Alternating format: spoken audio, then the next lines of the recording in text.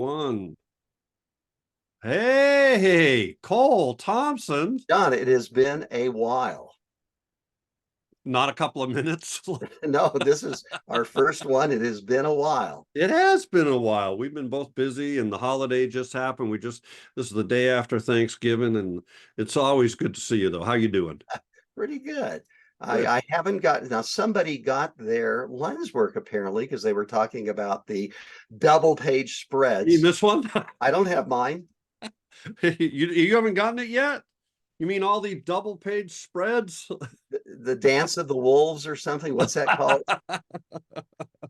The dancing something. The Aurora The dances. rhythm of the Aurora. Oh my I gosh. know you're just jealous because I'm able to Uh, give great names to projects when you can't. Great names. They're great names. What? You come up with things like Harbinger. Come on. Okay, what Seriously. are we talking about today?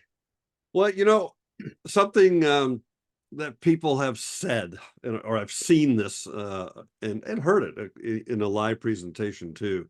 This idea that, if you follow your vision, that there's a risk that some people aren't going to like your work. I And absolutely agree with that. In fact, I would say from my experience, the more that you follow your vision, the smaller your audience will probably be.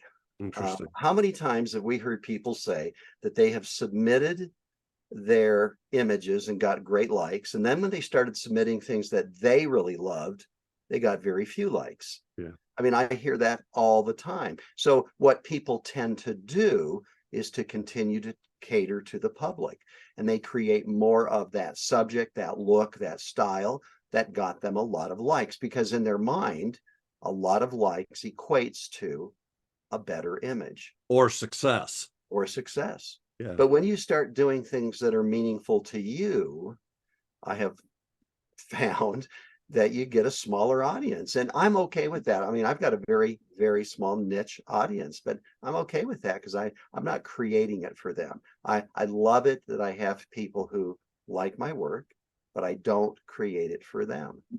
So it seems like this, as with many discussions we have, seems to circle all the way back to this idea of who are you creating for, right?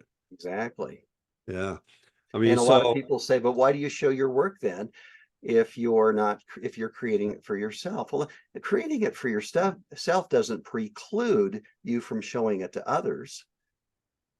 But the question is, who do you create it for? As Linda Ronstadt said, if you're creating it for the prizes, then you're in big trouble. yeah, I think that's a good distinction, one we haven't spoken about before, and I'm glad you just brought that up. They're two separate things. Especially you with your philosophies of photographic celibacy, and then also the one that I really like, which is honest work. You're really trying to just create imagery that's for you from your vision, right? As I would say, the images that make your heart sing, you say from your vision, kind of the same thing. But then the presentation of that work to the masses, to the public, is completely separate. So you're in one Yes. mindset saying, I'm making images for me, period. If somebody else likes them, it's great. And that's fine. So I'm still going to share them with the world. And to me, I just talked about this recently somewhere. It's your witnessing. It's your witness of your vision to the world is all you're doing. And you're sharing that. And you're not asking anybody to like it or dislike it. You're just sharing it with the world. And whatever happens, happens. And, if people say, but why share it if you're creating for yourself? Well, because everyone likes to have their work liked. But the danger is, and this is a real danger, I talk about this in my presentation, finding your vision is hard. Following it is a lot harder A lot because harder. there is the constant temptation to please. Yeah.